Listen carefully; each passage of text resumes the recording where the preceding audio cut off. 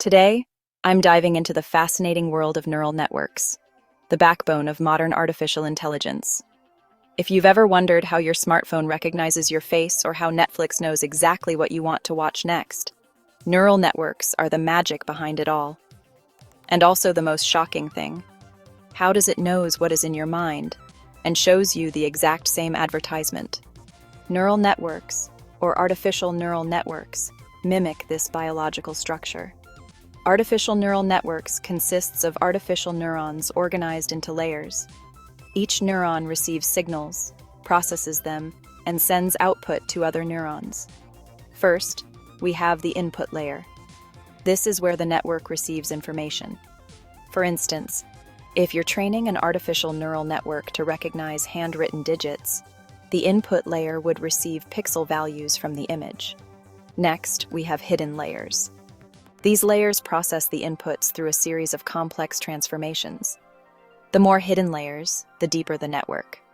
That's why we call them deep neural networks when they have multiple hidden layers. Finally, there's the output layer. In our digit recognition example, the output would be the predicted number, like a 3 or a 7. But how does the network learn? It all boils down to a process called training. During training, the network adjusts its weights based on the difference between its predictions and the actual results. This difference is called the error. By minimizing this error, the network improves its accuracy. One crucial aspect of neural networks is the activation function. This function determines the output of a neuron. Neural networks are typically trained through a process known as empirical risk minimization. But what does that mean? Simply put, this method optimizes the network's parameters to minimize the difference between the predicted output and the actual target values in a given dataset. Think of it like a student learning from their mistakes. The network adjusts its parameters, or weights, to get closer to the correct answers. One of the most common techniques used to estimate these parameters is called backpropagation. During the training phase, the network learns from labeled training data. It iteratively updates its parameters to minimize a defined loss function. The loss function measures how far off the network's predictions are from the actual targets. By reducing this loss, the network becomes more accurate. Over time, with enough practice, you start hitting the target more consistently. Similarly, neural networks learn from their errors and gradually improve their performance. These artificial neurons are conceptually derived from biological neurons. Just like their biological counterparts, each artificial neuron has inputs and produces a single output, which can be sent to multiple other neurons. The inputs can be the feature values of a sample of external data, such as images or documents, or they can be the outputs of other neurons. The outputs of the final output neurons of the neural network accomplish the task, such as recognizing an object in an image. To find the output of a neuron, we take the weighted sum of all the inputs, weighted by the weights of the connections from the inputs to the neuron. We then add a bias term to this sum. This weighted sum is sometimes called the activation. This weighted sum is then passed through a, usually nonlinear, activation function to produce the output. A hyperparameter is a constant parameter whose value is set before the learning process begins. Unlike parameters, which are learned from the data, hyperparameters are predefined and play a significant role in shaping the model's behavior. Examples of hyperparameters include the learning rate, the number of hidden layers, and batch size.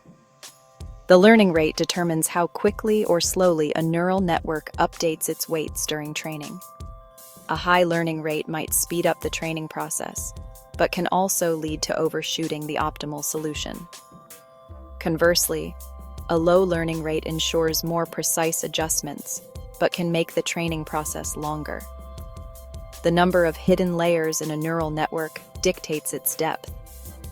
More hidden layers can capture more complex patterns, but also require more computational resources and time. Batch size refers to the number of training samples used in one iteration of the learning process. A larger batch size can make the training faster, but might require more memory. Interestingly, the values of some hyperparameters can be dependent on others. For instance, The size of some layers can depend on the overall number of layers in the network. Artificial neural networks technology has evolved into a broad family of techniques that have advanced the state-of-the-art across multiple domains. The simplest types of neural networks have one or more static components, including the number of units, the number of layers, unit weights, and topology. These static networks serve as foundational models. On the other hand, dynamic types allow one or more of these components to evolve via learning. Though more complex, dynamic networks can shorten learning periods and produce better results. In addition to their structural differences, some neural networks allow or require learning to be supervised by an operator, while others operate independently. Some types operate purely in hardware, whereas others are purely software-based and run on general-purpose computers. First, we have convolutional neural networks. These networks have proven particularly successful in processing visual and other two-dimensional data. CNNs excel in tasks like image recognition and classification, making them invaluable in fields such as computer vision and medical image analysis. Next, we have long short-term memory networks. These networks avoid the vanishing gradient problem and can handle signals that have a mix of low and high-frequency components. LSTMs are particularly effective in large vocabulary speech recognition, text-to-speech synthesis, and even creating photorealistic talking heads. Lastly, we have competitive networks, such as generative adversarial networks. In GANs, multiple networks with varying structures compete with each other on tasks, such as winning a game or deceiving the opponent about the authenticity of an input. We've explored their inner workings, their hardware, and their incredible applications. But now, let's take a moment to reflect on the ethical implications of these powerful technologies.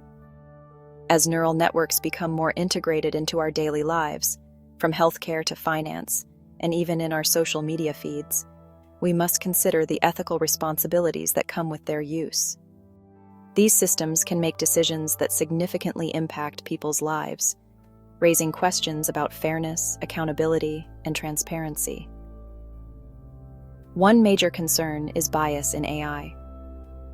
Neural networks learn from data, and if that data contains biases, the AI can inadvertently perpetuate and even amplify those biases. This can lead to unfair outcomes in areas like hiring, lending, and law enforcement. Privacy is another critical issue. The data used to train neural networks often includes personal information. Ensuring this data is handled responsibly and securely is paramount to maintaining public trust. We must develop robust policies and technologies to protect individual privacy while still enabling the benefits of AI. Moreover, the rise of neural networks brings up the question of job displacement. As AI systems become more capable, they can perform tasks traditionally done by humans. This could lead to significant shifts in the job market, necessitating new strategies for workforce development and education. Lastly, the transparency of neural networks is a pressing concern. These systems are often seen as black boxes. Their decision-making processes are not easily understood by humans. Developing explainable AI, which provides insights into how decisions are made, is essential for accountability and trust.